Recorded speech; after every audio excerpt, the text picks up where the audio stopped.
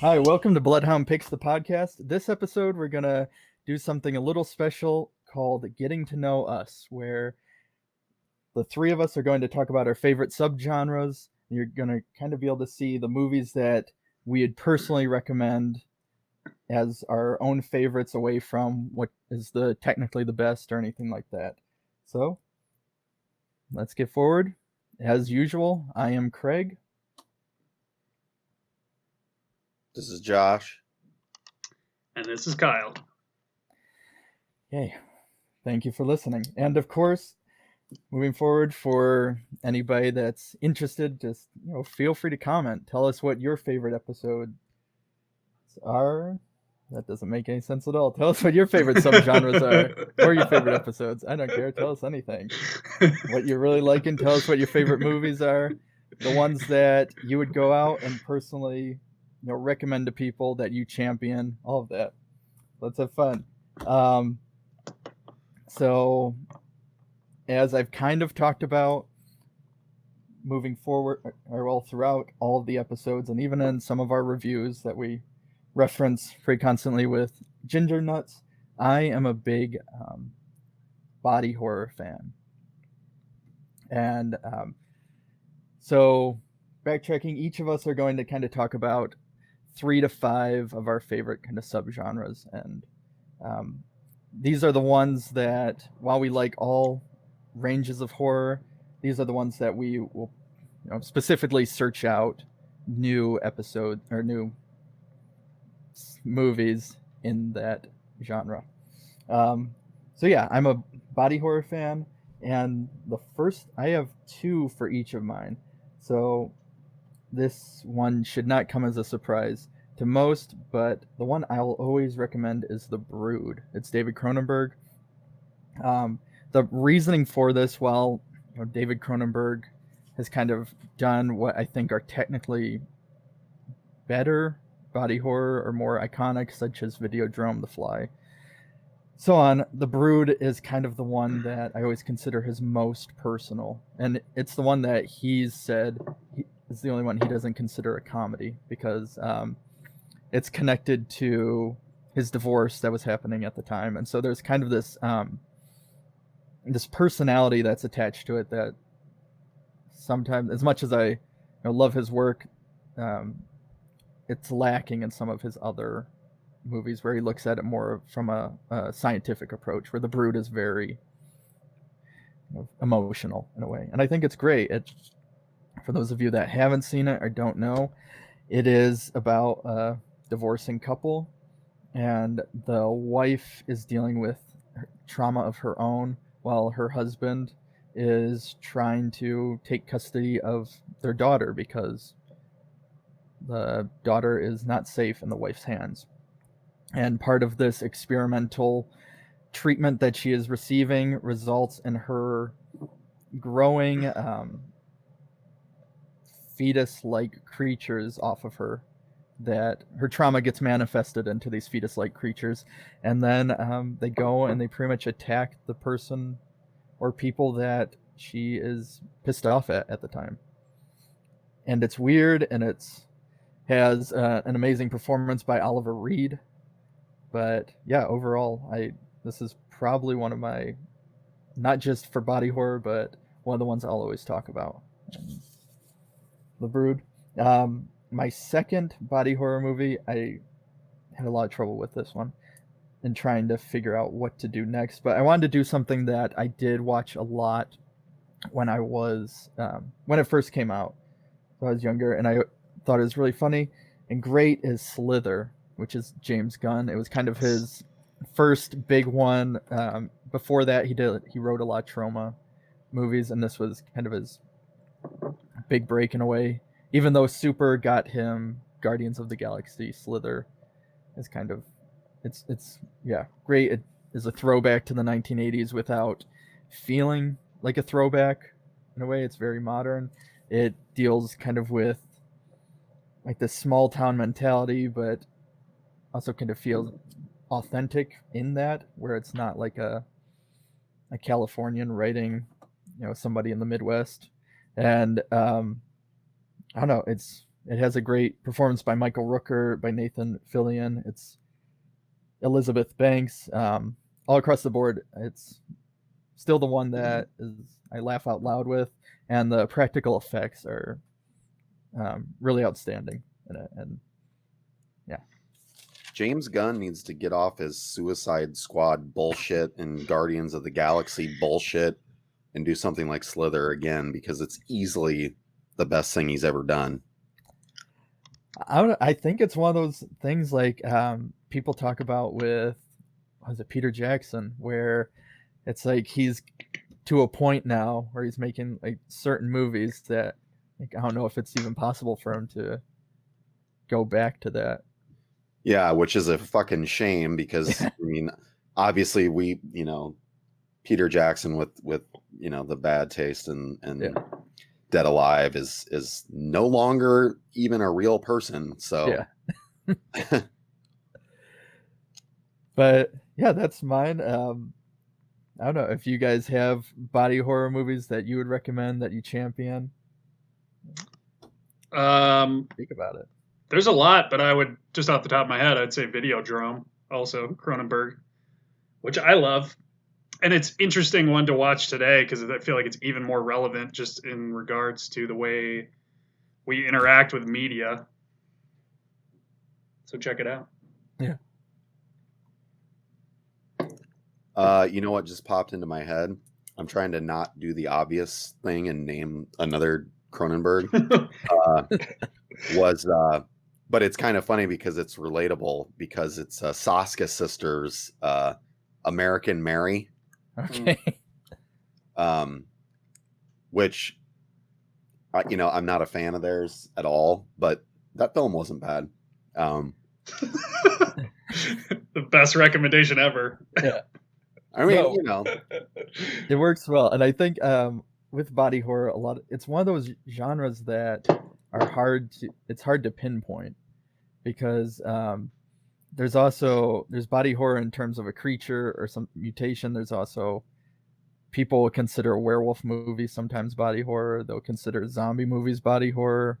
It's like that one where if they want to throw it out, but there's also like Ichi the Killer. An Audition is viewed as a body horror as well, because it deals with the torture aspect.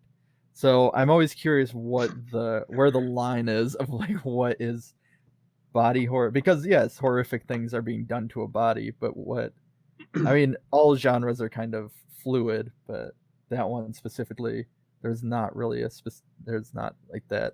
This is what it is to its core that you would find with like a vampire movie or some of the other genres. But so Josh, what is one of your favorites? You mean one of my subgenres, right? Yeah. Yep. So I'll do the toughest one, I guess, which was psychological.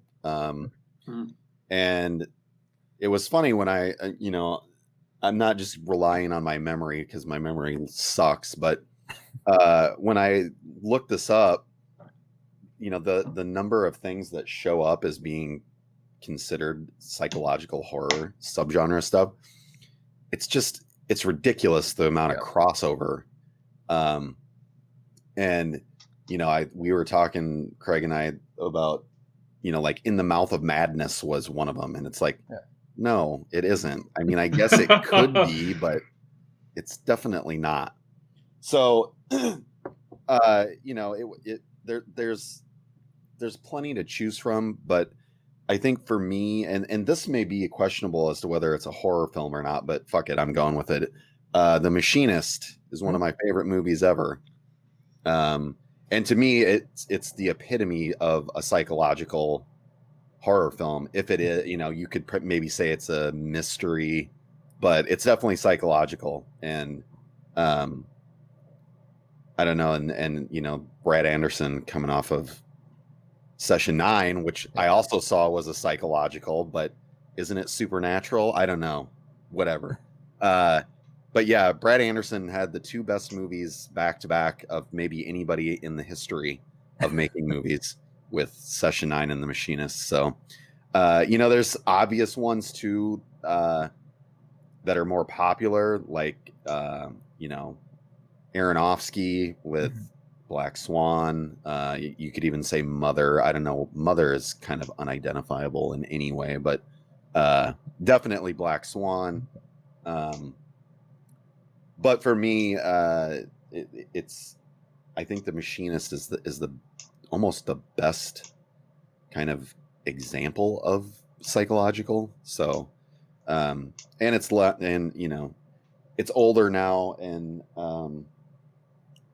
not nearly as popular as it should be, at least to me. So, and Christian Bale got down to, what is it, like 90 pounds or something for the role. Yeah, what a psycho. Yeah. Yeah, pretty amazing. Yeah.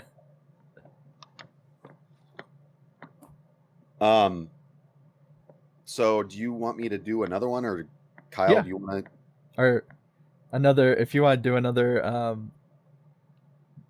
I guess, movie, or if you want to just move on to the next subgenre, then Kyle can go. Yeah, go ahead, Kyle. All right. So I'm going to start with zombie films. I am a zombie guy. So probably my top one of all time is the original Dawn of the Dead, 1978. I saw it in high school when I was probably like, I don't know, 14, 15. So it hit me at the right time. And it's weirdly almost partially like a fantasy movie to me too, just because it created such a cool world that I wanted to be trapped in a mall with zombies rather than whatever real life was. But I still, not being trapped in a mall with zombies. So boring. They want to eat your flesh. Yeah. Yeah, I'll take the risk. Yeah. I still think it's probably the best zombie movie ever made in my opinion. Yeah, I just think it's like pretty much the best of the genre. So that is numero uno. My other one that I would highlight is The Serpent and the Rainbow. Just because I think it's an interesting departure for the genre and for Wes Craven, and it's based on a true story of what, a voodoo zombie essentially actually is, and the whole story behind it is a pretty interesting movie. Not necessarily, it's horror, but it's not super scary. It's kind of just more interesting, the story and everything. It's funny because I love that. I love everything Wes did, but you don't really think of it as a zombie movie, even though technically it is. It's exactly what it is. But yeah, exactly. It's like the only one I can think of that is a true zombie movie or whatever, like what the real life version of it is. So that's that. I'm always curious if there's going to be like another zombie movie that tries to go back to the time before Night of the Living Dead, where like the 1950, like White Zombie or any of those. Like where they're like slaves, kind of. Yeah. I don't know. Apparently, they almost did some White Zombie remakes at different points, because I think the original story's like in public domain or something. But yeah, I don't know if anyone would really even want to see it besides like us. Yeah.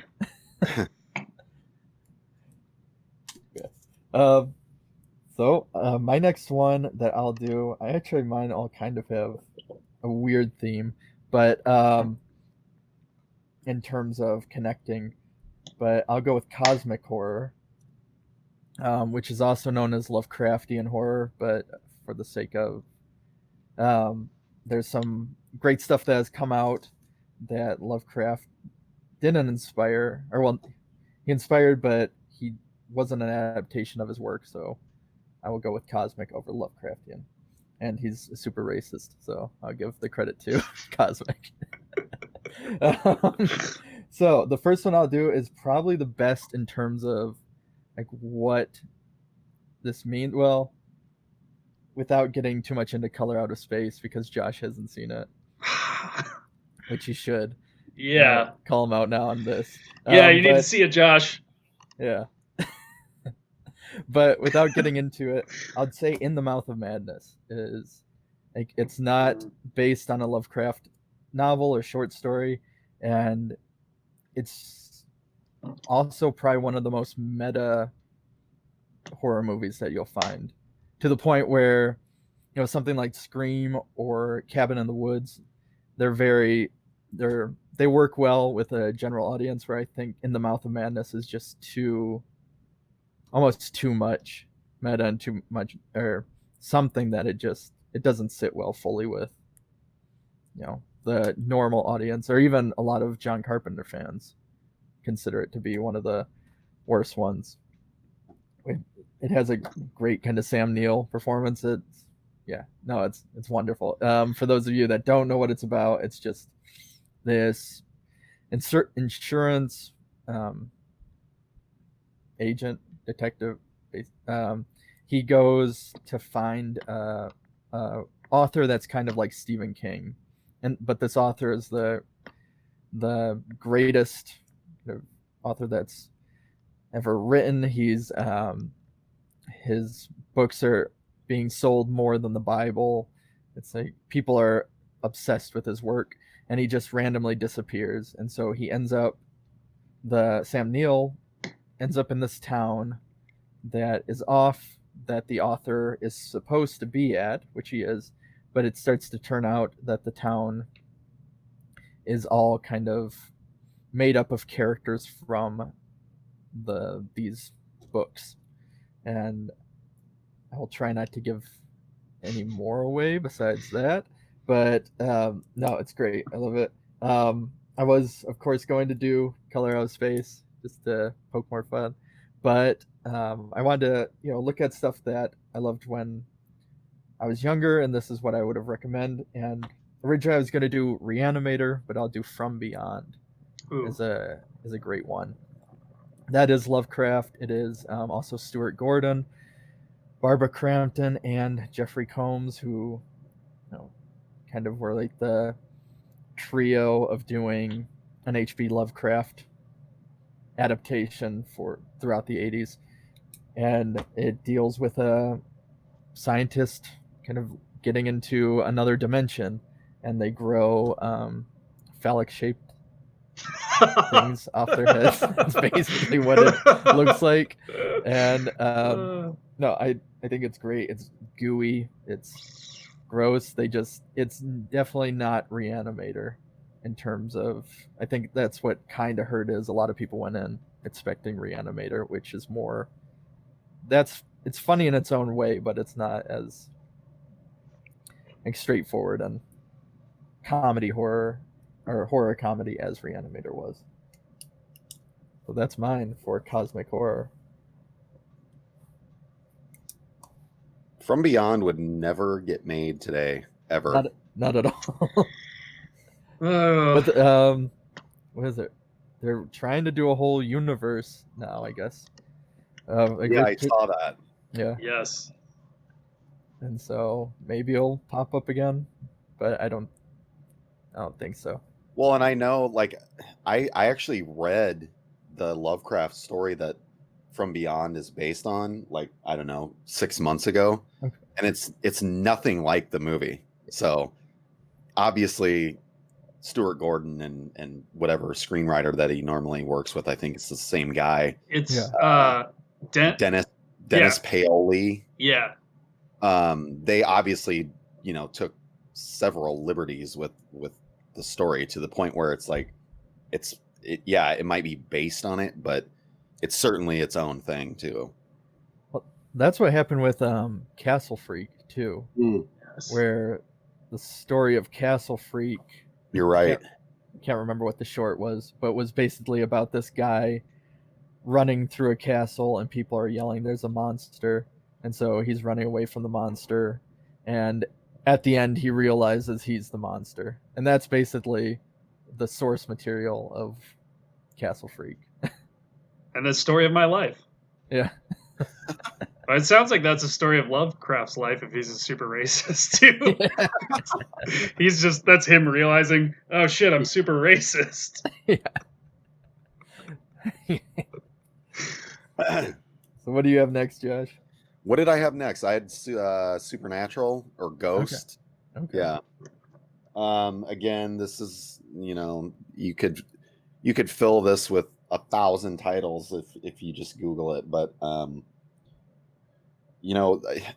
was gonna say Session 9, just to go with the Brad Anderson theme here, but I'll spare the amount of time I could talk about Session 9 because it would be endless. So some of the ones that I actually like, Lee Whannell is one of my favorite writers.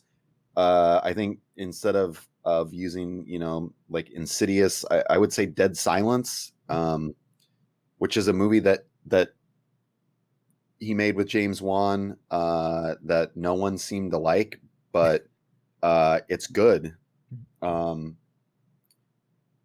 It's like it's an old school. It's like a throwback type to something like Universal stuff, but it's scary as hell too. And another one that I would think too, maybe it's a little more popular, is 1408. The Stephen King short adaptation with Cusack. I love 1408. I don't think that anybody but Cusack could do the part of Mike Enslin because he's so good at being a douchebag in the movie. And it's funny. It's weird that there's a lot of funny stuff in it, and it's a decent kind of locked room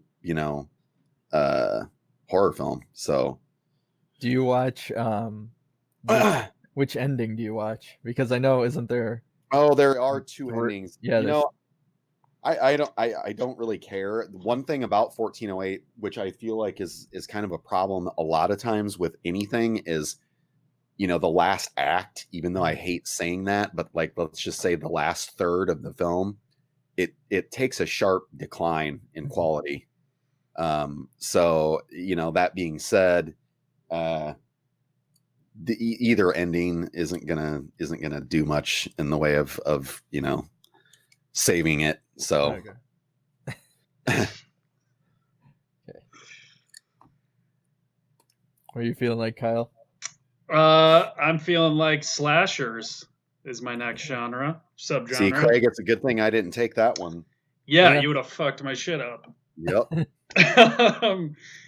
So the first one I'm going to do is Candyman, which is a stone cold classic. But I also saw that when I was like 5 or 6. I don't know, way too young. It scared the shit out of me.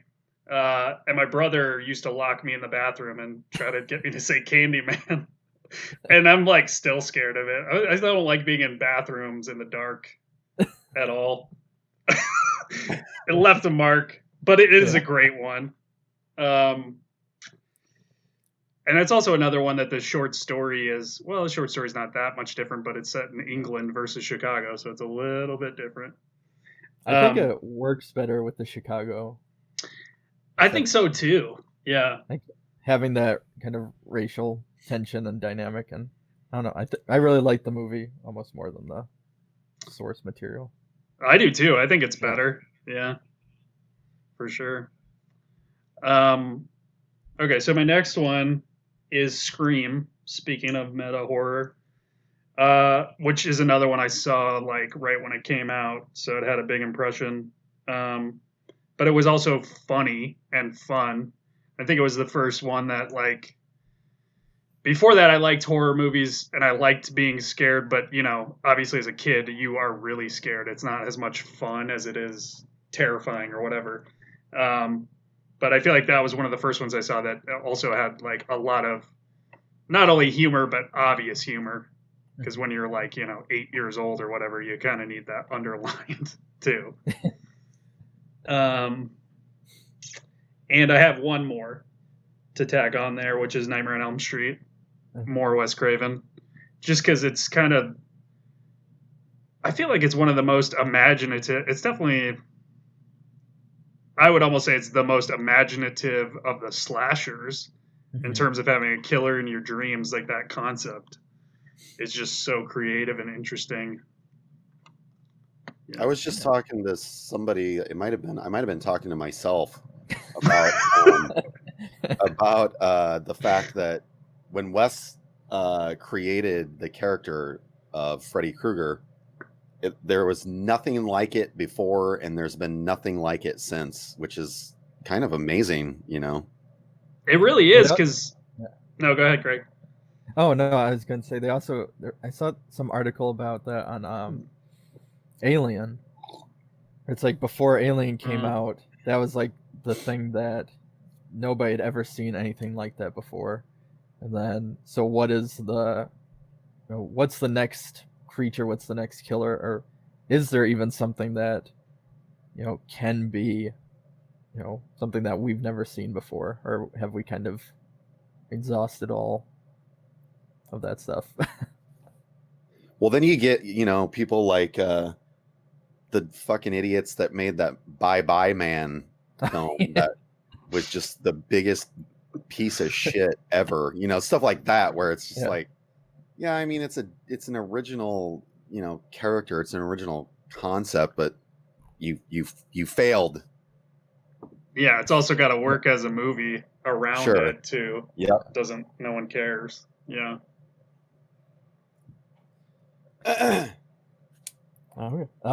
So the next one I'll talk about is there aren't a lot in this subject. Is nature or eco horror. Yeah, there's not a lot, and the stuff there is normally doesn't do too well. People don't like being told that the Earth is taking retaliation against them for pollution and little things like that. So the one I was gonna do a couple, but I'm just going to mention one, and it's not really as much eco horror, but I'm going to talk about The Ruins, which also known as the Singing Vines movie, basically. Okay.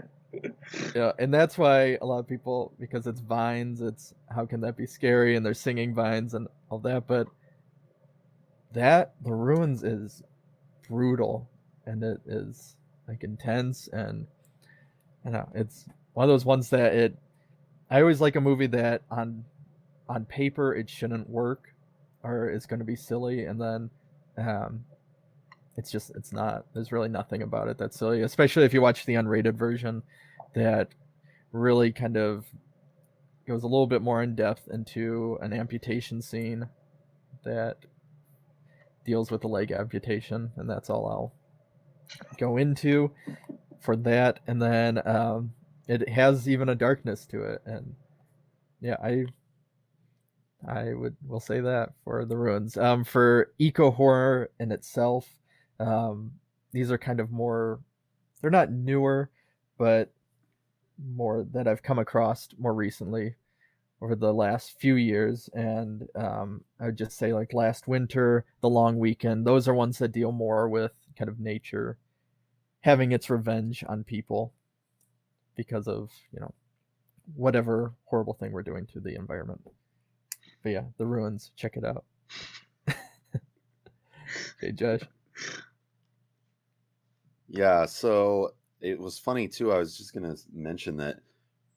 So I've actually never seen The Ruins, but I've read the script, and I remember reading that part and just thinking, how is that gonna work?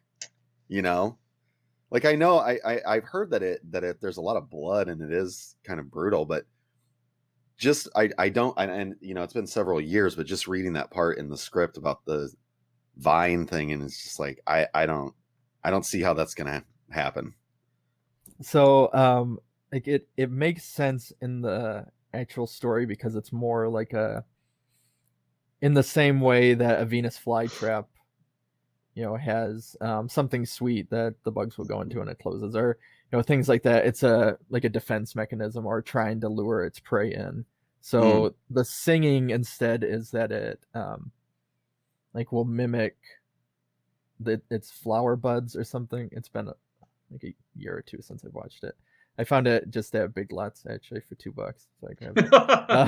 But its flower buds will, to lure people in, will like mimic the some sounds. So they start singing because there's somebody's cell phone is ringing, and so it's mimicking like the cell phone ringing or stuff like that. And so yeah, it's like a defense mechanism or a predatorial mechanism, I guess, for this creature. So it makes sense if you think about it in terms of like an ecosystem element. But yeah, again, to just read about it or talk about it, it seems very stupid, to put it lightly. Yeah. So I guess my last thing is possession films. Again, there's a pretty decent number of these. Anybody that knows anything about me knows that The Evil Dead is like my favorite thing on the fucking planet.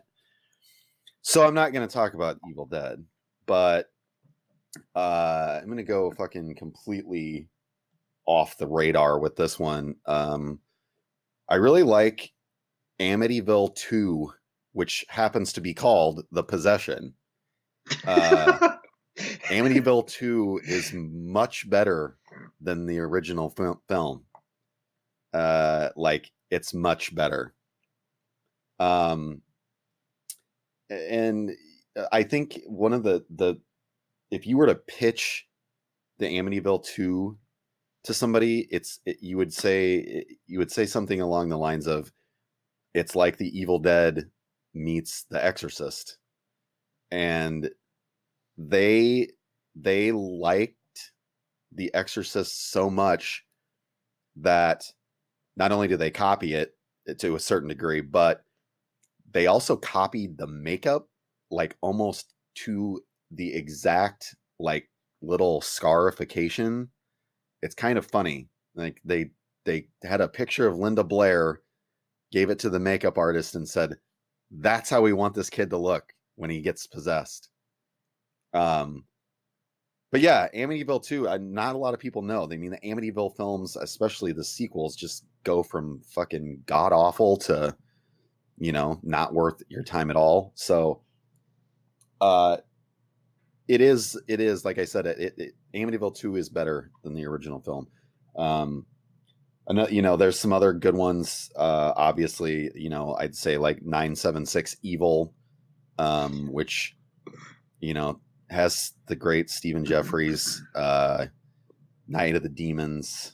But yeah, so, it's a subgenre that has a lot of quality, but it has a lot of crap too. But the Amityville 2 is not one of those crappy ones. So there you have it.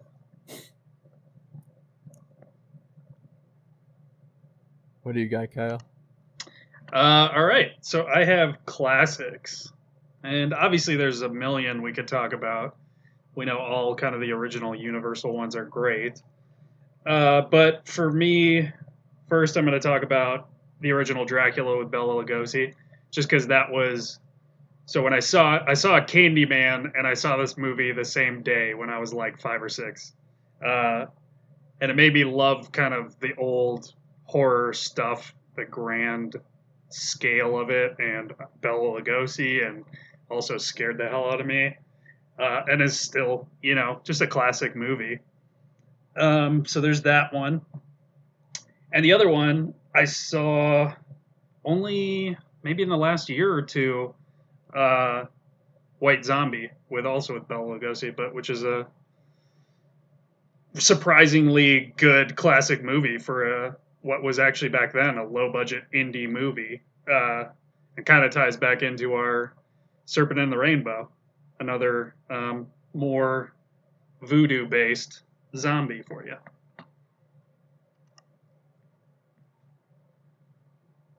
Now, is Lugosi's Dracula your favorite Dracula version now that you've kind of gotten older?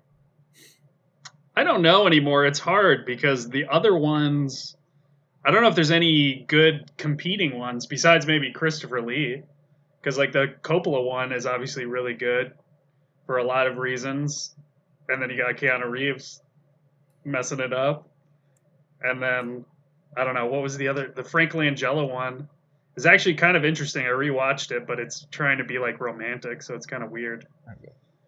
Probably There's look go see. Okay. Yeah, there's the well, it's not technically Dracula, the Nosferatu, and then Herzog's Oh, Nosferatu. Yeah. I haven't seen either. I know. Oh, really? I need to see both. Yeah. I have. No, I think I have both. But I know I have the Herzog. You have because he made the two versions. They're basically the same. It's the same movie, but one's in English, one's in German. And they say I mean, I've seen both versions, and they're basically the same. But the German one, there are a lot of more subtleties within it that I think play well that just don't translate as much to the English version. But so the last one I will be discussing is creature features, and there's a lot of these. I grew up, and I would have said something going off of what I watched as a kid, more like Godzilla or stuff like that. But instead, I want to talk about The Host from 2007 or 2006. And that kind of ties into eco horror, so there's your connection for that. But there's something so much I like about it that it's South Korean, and it kind of helped. It came after, of course, Old Boy and stuff like that, but it was part of the kind of South Korean boom of like these movies getting into like more international or recognition, and like American audiences were getting more invested in stuff like that. And what's great is it's like it is treated very much as a family drama, and the fact that each one of them kind of needs each other, where this creature takes the daughter of the main character, and his father, and then his two siblings are all trying to get her back. And so that's primarily the main plot. And what's kind of interesting about it is that it's not like, I think if it was made and it was an American movie, it would be one of those things where, I know Kyle and I have talked about it, where this average kind of bumbling father would then become awesome, and he'd become kind of like the action hero and save his daughter, and like all single-handedly, or there'd be some like huge level of heroics attached, where like, yeah, he's trying, and he's trying the best he can, but like throughout it he's still kind of bumbling, and he's still it feels very real, in terms of as real as you can get, I guess, with a giant water monster creature. The second one I will say is actually Feast, and that's one that I watched a lot when I was in high school. I think, yeah, it would have came out then, and it's just a lot of fun. This is one that I'll argue. So I would never say anything as specifically. It can't fill Evil Dead's shoes or anything like that, but for me, it kind of had that same, like the next generation, like that essence of Evil Dead, where it's just this over the top and camp violence, gore. Like, you don't know who's actually going to make it, who's not. It's great. Surprisingly, there's more kind of penis shots than there are of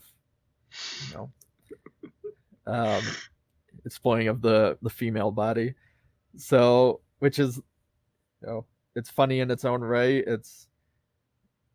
And then, yeah, even the beginning itself, it kind of opens and it shows, for those of you that haven't seen it, it shows all of these characters, and it gives you basically their stats, where it'll give their name, it'll say what their potential of survival is, stuff like that. And then some of them are true, and some of them they turn it on you instantly.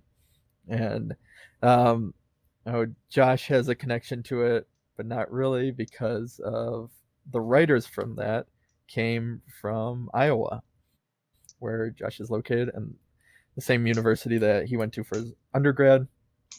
And it got a lot of hype because it's really probably the most successful of the Project Greenlight movies. I think, and Wes Craven also produced it, and yeah, it's one of those ones that it's a lot of fun. It's a popcorn movie, and I'll usually throw it on once a year or so, and just watch all three of them, which they keep the same writer and director throughout all three movies. So that's my list.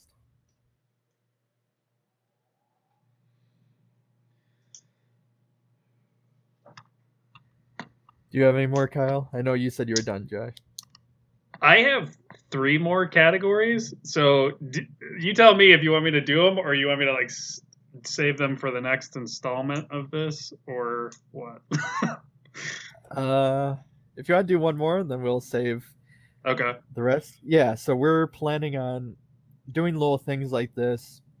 It's kind of these getting to know us, and then hopefully getting to know you. You guys, if you have a certain genre that you want us to recommend anything, and then we're even going to kind of flip it on its head and choose genres that we would normally try and avoid, and find here's the ones that actually kind of changed our minds, and and stuff like that. So yeah, feel free to comment, tell us what you like, and Kyle, give us the last one. Then we're out. All right. So my last one is Giallo. And this one is probably, I didn't see any of these when I was young. These are more later, when I was getting all super obsessed with movies and being a nerd and reading about movies like this from Italy that, I don't know, like whenever I saw them 15, 20 years ago, they were much more hard to find. So the first one is Deep Red from 1975, which I love. I still think it maybe is. It's between this and Suspiria as Argento's like best movie for me. It was the first of his kind of giallos that, like, I think this was the first one he did that had a goblin score, which kind of blew my mind at the time, because they're called prog rock, but it's more to me like kind of a heavy metal type score to this kind of like horror movie, which I just thought was like the coolest combination ever. That combined with the cinematography and lighting and effects, and this weird kind of dislocation that you get from watching specifically Italian movies when they would make them without sync sound, and they would have actors, different foreign actors, all speaking in their own native tongue. So you might have someone speaking English while someone else is speaking German, and then have a all English audio track and then a different track. And in some of these films, it almost helps with the atmosphere. It creates a weird, surreal, dream-like atmosphere that you don't get from other films, that can work in its favor, and I think it does sometimes. So there's that. And then another great one is Tenebrae from 1982, another Dario Argento, which has kind of all the same winning attributes, but some more gore, some more interesting cinematography, a little bit more intense and bloody, but definitely worth checking out. And it has a great theme as well, going along with the goblin thing. Oh yeah, it does, dude. I listen to that soundtrack when I write a lot of the time. Yeah.